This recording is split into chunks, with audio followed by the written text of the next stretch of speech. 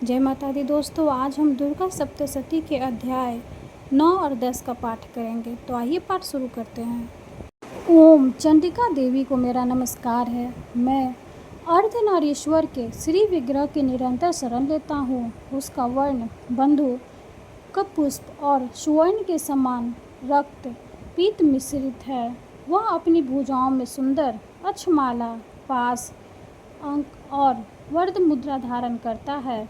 अर्धचंद्र उसका आभूषण है तथा वह 3 नेत्रों से सुशोभित है। राजा ने कहा, भगवान, आपने रक्त बीज के वध से संबंध रखने वाला देवी चरित्र का यह अद्भुत महात्म्य मुझे बतलाया। अब रक्त बीज के मारे जाने पर अत्यंत क्रोध में भरे हुए शुंभ और निशुंभ ने जो कर्म किया उसे मैं सुनना चाहता हूँ। ऋषि कहते हैं, राजन, युद्ध में रक्त बीज तथा अन्य दैत्यों के मारे जाने पर शुंभ और निशुंभ के क्रोध की सीमा न रही। अपनी विशाल सेना इस प्रकार मारी जाती देख निशुंभ अमरस में भरकर देवी की ओर दौड़ा। उसके साथ असुरों की प्रधान सेना थी। उसके आगे पीछे तथा पार्श्व भाग में बड़े बड़े असुर थे, जो क्रोध से ऊँट चबाते हुए देवी को मार डालने के लिए आए। महापराक्रमी शुंभ भी अपनी सेना के साथ मारती गणों से युद्ध करके क्रोधवश चंडिका को मारने के लिए आ पहुंचा। तब देवी के साथ शुंभ और निशुंभ का घोर संग्राम छिड़ गया। वे दोनों दैत्य मेघों की भांति बाणों की भयंकर वृष्टि करने लगी। उन दोनों के चलाए हुए बाणों को चंडिका ने अपने बाणों के समूह से तुरंत काट डाला और शस्त्र समूहों की वर्षा करके उन दोनों दैत्यपतियों के अंगों में भी चोट पहुंचाई। निशुंभ ने तीखी तलवार और चमकती हुई ढाल लेकर देवी के श्रेष्ठ वाहन सिंह के मस्तक पर प्रहार किया। अपने वाहन को चोट पहुंचने पर देवी ने क्षुरप्र नामक बाण से निशुंभ के श्रेष्ठ तलवार तुरंत ही काट डाली और उसकी ढाल को भी, जिसमें 8 चांद जुड़े थे, खंड खंड कर दिया। ढाल और तलवार के कट जाने पर उस असुर ने शक्ति चलाई, किंतु सामने आने पर देवी ने चक्र से उसके भी 2 टुकड़े कर दिए। अब तो निशुंभ क्रोध से जल उठा और उस दानव ने देवी को मारने के लिए शूल उठाया, किंतु देवी ने समीप आने पर उसे भी मुक्के से मारकर चूर्ण कर दिया। तब उसने गद्दा घुमाकर चंडी के ऊपर चलाई, परंतु वह भी देवी के त्रिशूल से कटकर भस्म हो गई। तदंतर दैत्यराज निशुंभ को फरसा हाथ में लेकर आते देख देवी ने बाण समूहों से घायल कर धरती पर सुला दिया।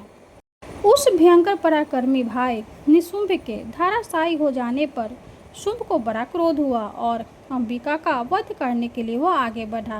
रथ पर बैठे बैठे ही उत्तम आयुधियों से सुशोभित अपनी बड़ी बड़ी 8 अनुपम भुजाओं से समूचे आकाश को ढक कर वह अद्भुत शोभा पाने लगा। उसे आते देख देवी ने शंख बजाए और धनुष की प्रतिज्ञा का भी अत्यंत दुस्सह शब्द किया। साथ ही अपने घंटे के शब्द से, जो समस्त दैत्य सैनिकों का तेज नष्ट करने वाला था, संपूर्ण दिशाओं को व्याप्त कर दिया। तदंतर सिंह ने भी अपनी दहाड़ से, जिसे सुनकर बड़े बड़े गजराजों का महान मद दूर हो जाता था, आकाश, पृथ्वी और 10 दिशाओं में गुंजा दिया। फिर काली ने आकाश में उछलकर अपने दोनों हाथों से पृथ्वी पर आघात किया। उससे ऐसा भयंकर शब्द हुआ जिससे पहले के सभी शब्द शांत हो गए। तत्पश्चात दैत्यों के लिए अमंगलजनक अट्टहास किया। इन शब्दों को सुनकर समस्त असुर थर्रा उठे, किंतु शुंभ को बड़ा क्रोध हुआ। उस समय देवी ने जब शुंभ को लक्ष्य करके कहा, ओ दुरात्मन, खड़ा रह, खड़ा रह। तभी आकाश में खड़े हुए देवता बोल उठे, जय हो, जय हो। शुंभ ने वहां आकर ज्वालाओं से युक्त अत्यंत भयानक शक्ति चलाई। अग्नि में पाताल के समान आती हुई उस शक्ति को देवी ने बड़े भारी लूके से दूर हटा दिया। उस समय शुंभ के सिंहनाद से तीनों लोग गूंज उठे। राजन, उसकी प्रतिध्वनि से वज्रपात के समान भयानक शब्द हुआ, जिसने अन्य सब शब्दों को जीत लिया। शुंभ के चलाए हुए बाणों के देवी ने और देवी के चलाए हुए बाणों के शुंभ ने अपने भयंकर बाणों द्वारा सैकड़ों और हजारों टुकड़े कर दिए। तब क्रोध में भरी हुई चंडिका ने शुंभ को शूल से मारा। उसके आघात से मूर्छित हो वह पृथ्वी पर गिर पड़ा। इतने में ही निशुंभ को चेतना हुई और उसने धनुष हाथ में लेकर बाणों द्वारा देवी, काली तथा सिंह को घायल कर डाला। फिर उस दैत्यराज ने 10,000 बाहें बनाकर चक्रों के प्रहार से चंडिका को आच्छादित कर दिया। तब दुर्गम पीड़ा का नाश करने वाली भगवती दुर्गा ने कुपित होकर अपने बाणों से उन चक्रों तथा बाणों को काट गिराया। यह देख निशुंभ दैत्य सेना के साथ चंडिका का वध करने के लिए हाथ में गदा ले बड़े वेग से दौड़ा। उसके आते ही चंडी ने तीखी धार वाली तलवार से उसकी गद्दा को शीघ्र ही काट डाला। तब उसने शूल हाथ में ले लिया। देवताओं को पीड़ा देने वाले निशुंभ को शूल हाथ में लिए आते देख चंडिका ने वेग से चलाए हुए अपने शूल से उसकी छाती छेद डाली। शूल ने विदीर्ण हो जाने पर उसकी छाती से एक दूसरा महाबली एवं महापराक्रमी पुरुष खरी रह कहता हुआ निकला। उस निकलते हुए पुरुष की बात सुनकर देवी ठठाकर हंस पड़ी और खड्ग से उन्होंने उसका मस्तक काट डाला। फिर तो वह पृथ्वी पर गिर पड़ा। तदंतर सिंह अपनी डांडों से असुरों की गर्दन कुचलकर खाने लगा। यह बड़ा भयंकर दृश्य था। उधर काली शिवदूती ने भी अन्याय दैत्यों का भक्षण आरंभ किया। कौमारी की शक्ति से विदीर्ण होकर कितने ही महादैत्य नष्ट हो गए। ब्रह्मांड के मंत्र पूत जल से निस्तेज होकर कितने ही भाग खड़े हुए। कितने ही दैत्य महेश्वरी के त्रिशूल से छिन्न भिन्न हो धराशायी हो गए। वाराही के थुथुन के आघात से कितनों का पृथ्वी पर कचुम्बर निकल गया। वैष्णवी ने भी अपने चक्र से दानवों के टुकड़े टुकड़े कर डाले। इंद्री के हाथ से छूटे हुए व्रज से भी कितने ही प्राणों से हाथ धो बैठे। कुछ असुर नष्ट हो गए, कुछ उस महायुद्ध से भाग गए तथा कितने ही काली शिवदूती तथा सिंह के ग्रास बन गए। इस प्रकार श्री मार्कंडेय पुराण में सार्वजनिक मनवंतर की कथा के अंतर्गत देवी महात्म्य में निशुंभ वध नामक 9वां अध्याय पूर्ण हुआ। माता रानी की जय हो। अब हम 10वें अध्याय की पाठ करेंगे। 10वें अध्याय में हम शुंभ वध के बारे में जानेंगे। तो आइए पाठ शुरू करते हैं। ओम चंडिका देवी को मेरा नमस्कार है। मैं मस्तक पर अर्धचंद्र धारण करने वाली शिव शक्ति स्वरूपा भगवती कामेश्वरी का हृदय में चिंतन करता हूँ। वे तपाए हुए सुवर्ण के समान सुंदर है। सूर्य, चंद्रमा और अग्नि यही तीन उनके नेत्र हैं तथा वे अपने मनोहर हाथों में धनुष, बाण, शंख, पाश और शूल धारण किए हुए हैं। ऋषि कहते हैं, राजन, अपने प्राणों के समान प्यारे भाई निशुंभ को मारा गया देख तथा सारी सेना का संहार होता जान शुंभ ने कुपित होकर दुष्ट डूब गए। तू बल के अभिमान में आकर झूठ मूठ का घमंड न दिखा। तू बड़ी माननी बनी हुई है किंतु दूसरी स्त्रियों के बल का सहारा लेकर लड़ती है। देवी बोली, ओ दुष्ट, मैं अकेली ही हूँ। इस संसार में मेरे सिवा दूसरी कौन है? देख, ये मेरी ही विभूतियाँ हैं, अतः मुझ में ही प्रवेश कर रही है। तदंतर ब्रह्मानी आदि समस्त देवियाँ अंबिका देवी के शरीर में लीन हो गई। उस समय केवल अंबिका देवी ही रह गई। देवी बोली, मैं अपनी ऐश्वर्य शक्ति से अनेक रूप में यहाँ उपस्थित हुई थी। उन सब रूपों को मैंने समेट लिया। अब अकेली ही युद्ध में खड़ी हूँ। तू भी स्थिर हो जाओ। ऋषि कहते हैं, तदंतर देवी और शुंभ दोनों में सब देवताओं तथा दानवों के देखते देखते भयंकर युद्ध छिड़ गया।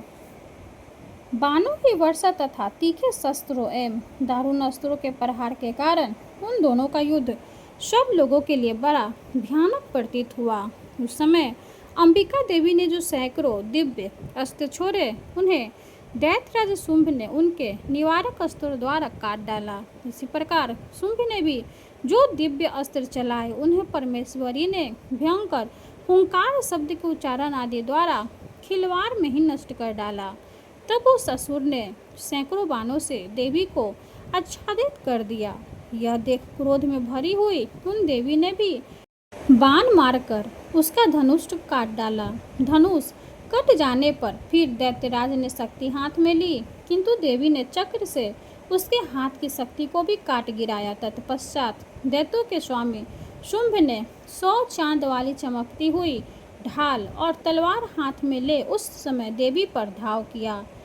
उसके आते ही चंडिका ने अपने धनुष से छोड़े हुए तीखे बाणों द्वारा उसकी सूर्य किरणों के समान उज्जवल ढाल और तलवार को तुरंत काट दिया।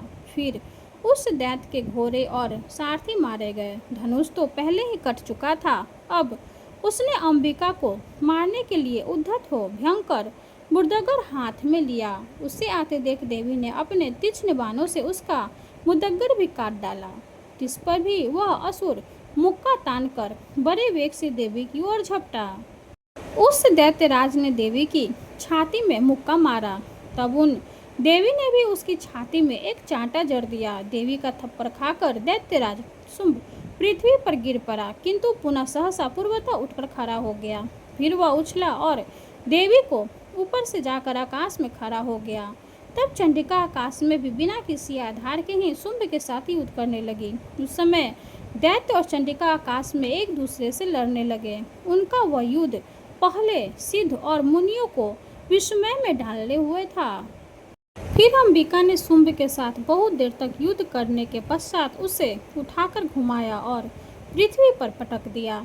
पटके जाने पर पृथ्वी पर आने के बाद वह दुष्ट आत्मा दैत्य पुनः चंडिका का वध करने के लिए उसकी ओर बड़े वेग से दौड़ा।